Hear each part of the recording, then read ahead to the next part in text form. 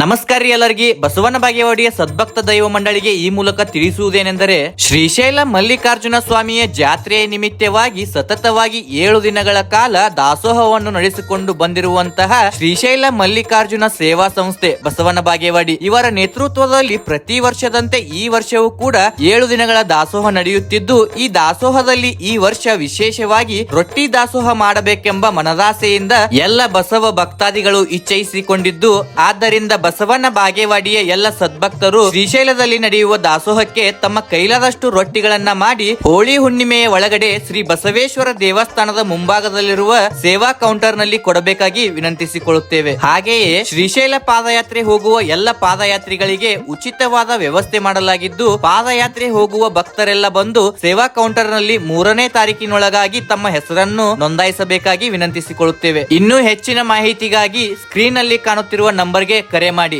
ಧನ್ಯವಾದಗಳು. ದೇಶದೊಳಗ ನಮ್ಮ ಬಾಗೇವಾಡಿ ಊರ ಹೆಸರಾಯ್ತು ಜಗಕ್ಕ.